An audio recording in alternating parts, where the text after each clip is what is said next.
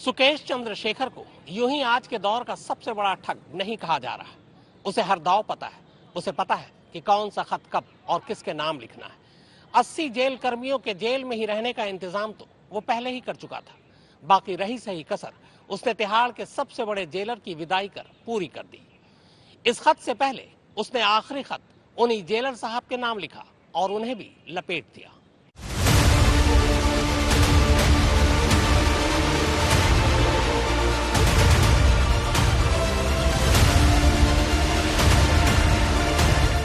देश की किसी जेल में शायद ही ऐसा खेल कभी हुआ हो। अमूमन जुर्म करने के बाद मुजरिम जेल जाता है और वहां अपने किए की सजा काटता है, मगर यहाँ एक ठग जेल जाता है और फिर जेल से ही ठगी का अपना कारोबार ऐसा फैलाता है कि लगभग पूरा का पूरा जेल अमला ही उसके कारोबार में पार्टनर बन जाता है। अंधी लूट मच जाती है जेल के अंदर, पर फिर जैसे ही ठग पर गाज गिरती है वो एक एक कर अपने पार्टनर का नाम लेना शुरू कर देता है।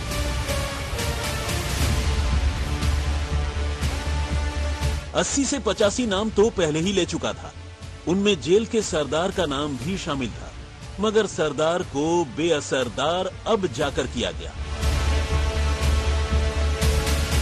जी हां, देश की सबसे नामचीन तिहाड़ जेल के सबसे बड़े जेलर यानी जेल महानिदेशक संदीप गोयल ठग सुकेश चंद्रशेखर का सबसे ताजा शिकार बनते हुए तिहाड़ से बाहर कर दिए गए।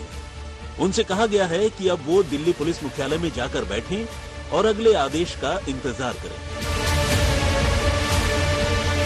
वैसे सुकेश समेत दिल्ली के जेल मंत्री भी इस वक्त जेल में ही हैं। ठग ने नाम उनका भी लिया है, पर उनकी खबर का अभी इंतजार कीजिए।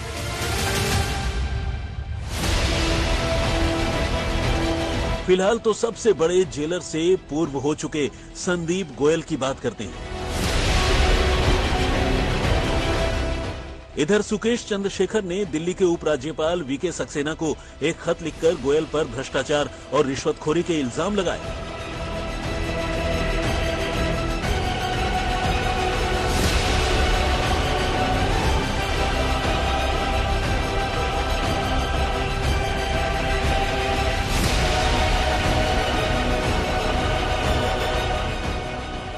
और उधर डीजी जेल संदीप गोयल को शुक्रवार को उनके पद से हटाकर हेडक्वार्टर में रिपोर्ट करने को कहा गया।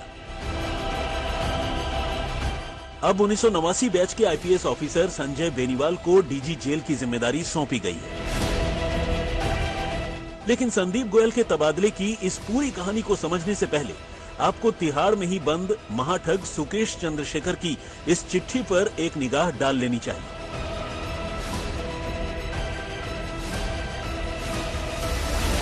वो चिट्ठी जो 1 नवंबर को सामने आई थी। सुकेश ने जेल में बैठे बैठे ही ये खत उपराज्यपाल के नाम लिखा था, जिसमें उसने बताया था कि दिल्ली के जेल मंत्री सत्येंद्र जैन डीजी जेल संदीप गोयल के जरिए उसे धमकाया करते थे। जैन और उनके लोग उससे जेल में प्रोटेक्शन मनी के तौर पर हर महीने 2 करोड़ रुपए वसूलना चाहते थे और डीजी संदीप गोयल इसके लिए उसे लगातार डरा रहे। हारकर उसने सत्येंद्र जैन को 10 करोड़ रुपए दिए, आम आदमी पार्टी को 50 करोड़ रुपए और डीजी जेल संदीप गोयल को 12 करोड़ रुपए। कहने की जरूरत नहीं है कि इस चिट्ठी के आम होते ही सियासी भूचाल आ गया। बीजेपी ने जेल में चल रहे रिश्वतखोरी के इस खेल को महाठग सुकेश चंद्रशेखर और आम आदमी पार्टी के नेताओं के बीच का फ्रेंडली मैच करार दिया, जिस पर आम आदमी पार्टी ने भी पलटवार किया।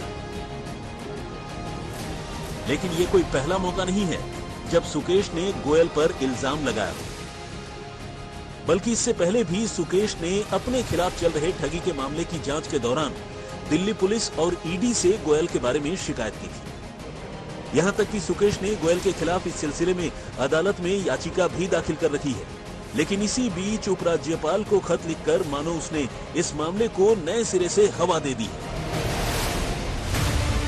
जिसका असर अब गोयल के तबादले के तौर पर देखा जा रहा है।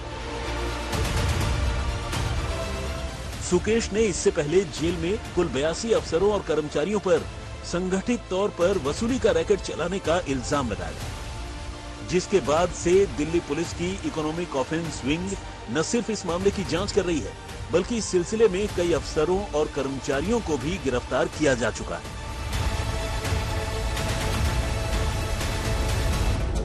बात उन दिनों की है जब महाठग सुकेश चंद्रशेखर ठगी के किसी दूसरे मामले में तिहाड़ जेल की रोहिणी शाखा में बंद था। तब उसका ठिकाना जेल नंबर 10 का वार्ड नंबर 3 और बैरक नंबर 204 हुआ करता था। लेकिन इस बैरक को सुकेश ने सिर्फ अपने पैसों के दम पर जेल का बैरक नहीं बल्कि नखलिस्तान में तब्दील कर दिया था। यानी इस बैरक में उसे ऐशो आराम की हर वो चीज बस एक इशारे पर उपलब्ध थी जो चीज कोई बड़ा से बड़ा रईस आदमी बाहर अपनी दौलत के दम पर हासिल कर सकता था। फिर चाहे वो 5 स्टार होटल का खाना हो, ब्रांडेड कपड़े हो, महंगे गैजेट्स हो, परफ्यूम्स हो या फिर ड्रिंक्स या कुछ और।